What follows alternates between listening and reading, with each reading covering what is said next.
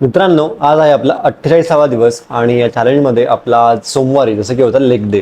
आजचा जो दिवस होता तर ऑब्व्हियसली खूप जास्त एक एन्जॉयबल आणि माझा आवडता दिवस आहे. कारण की जर वर्कआउटमध्ये बघितलं तर लेग डेमध्ये जी मजा येते तर ती मजा बाकीच्या वर्कआउटमध्ये येणं शक्य नाही आहे खरंच. त्यामुळे आज लेग डे हिट करताना खूप जास्त मजा आली.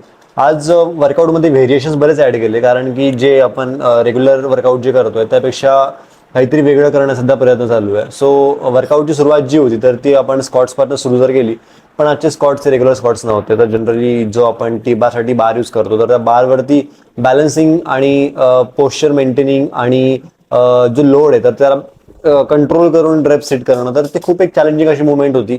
जसं की तुम्ही हा व्हिडिओ बघताय तर या व्हिडिओमध्ये स्कॉट सेट करणं जे सोपं वाटतंय, पण जेव्हा आपण हिट करतो तेव्हा खरंच ते एक चॅलेंजिंग अशी एक मुवमेंट आहे. स्कॉट सेट केल्यानंतर ऑब्व्हियसली लेग प्रेस, त्यानंतर लेग एक्सटेन्शन आणि त्यानंतर स्टेप अप. तर आजचे वर्कआउट होतं ते एक असं रंगीन असं वर्कआउट होतं, कारण की या पूर्ण वर्कआउटमध्ये खूप मजा आली खरंच. स्कॉट सेट केल्यानंतर ऑब्व्हियसली आपण काफकडे गेलो आणि काफ्समध्ये स्टँडिंग काफ रेजेस, त्यानंतर सेडेड काफ रेजेस, मग त्यानंतर आपण लेग कर्ल्स केले आणि त्यानंतर ग्लूट्ससाठी स्टिफ लेग डेडलिफ्ट केलं. पूर्ण जे काय वर्कआउट होतं जवळपास 1.5 पावणे 2 तास असं वर्कआउट चाललं.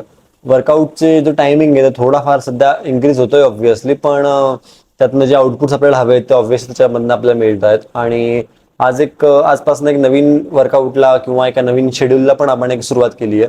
सो जे आपण मागच्या एक चॅलेंजच्या स्टार्टिंगला अपोजिट मसल करत होतो, त्यानंतर आपण सुरुवात केली होती की वर्कआउटमध्ये बॅक आणि बायसेप्स, लेग्सला पूर्ण वेगळा दे आणि त्यानंतर चेस्ट, ट्रायसेप आणि शोल्डर एका दिवशी, असं एक वर्कआउट आपण फॉलो केलं जवळपास 1-1.5 वीक. आणि आजपासून मात्र आपण आता प्रत्येक मसलसाठी एक वेगळा दिवस डेडिकेट देणार आहोत. सो एक पूर्ण दिवस लेगसाठी, चेस्टसाठी, बॅकसाठी, शोल्डरसाठी, आर्मसाठी एक प्रॉपर असं शेड्यूल आपण करणार आहोत. आणि त्यामुळे प्रत्येक मसलला आपल्याला एक प्रॉपर जी डेव्हलपमेंट हवी आहे तर ती आता मिळणार आहे, आणि कम्प्लीट जी ग्रोथ असेल तर ती पण आपल्याला मिळणार आहे. त्यामुळे रिकव्हरी टाइम जो असेल तर तो पण जास्त मिळणार. कारण की जे वर्कआउट होणार त्यानंतर दुसरं त्या सेम मसलसाठी होणारं वर्कआउटमध्ये बराच वेळ मिळतोय. त्यामुळे कम्प्लीट रेंज ऑफ जी एक्सरसाइज आपण म्हणू शकतो तर ते आपण तिथपर्यंत आपण पोहोचू शकतो. त्यामुळे मजा येईल. तसेच आजपासून डाएटमध्ये सुद्धा चेंज झालंय. स्वतः एक प्री वर्कआउट मील आपल्याला ऍड करायचं आहे. वर्कआउटच्या आयडियली 1 तास आधी घेण्यासाठी आपले एक निर्देश करण्यात आलेत. त्यामुळे आता वर्कआउटच्या 1 तास आधी उठावं लागेल ऑब्व्हियसली, आणि ते मील प्रिपेअर करून ते कन्झ्युम करणं. सो एक मजा येईल. आता आज आहे आपला 48वा दिवस, म्हणजे आपण जर टेक्निकली बघायचं झालं तर जवळपास 24 दिवस आपल्या चॅलेंजचे बाकी आहेत आणि परवा आपल्याला 50 दिवस पूर्ण होतील. सो एक हाफ सेंचुरी जी आहे ती कम्प्लीट होईल. मला जेव्हा मी प्रोजेक्ट 50 कम्प्लीट केलं त्यानंतर आता ही चॅलेंज माझी पूर्ण होती 50 दिवसांची, तर ते खूप जास्त एक आनंद वाटतोय. आणि स्टील जर आपण बघायचं म्हटलं तर ती 2/3 जी चॅलेंज कम्प्लीट होईल आपली, स्टील 1/3 चॅलेंज असेल ती बाकी असेल. त्यामुळे आता जो एक मेन टप्पा असेल तर तो सुरू होईल आपला या चॅलेंज मधला, कारण की आता कार्ब्स इंटेक खूप चांगला आपण वाढवलेला आहे आणि प्रोटीन इंटेक ऑब्व्हियसली वाढवला आहे.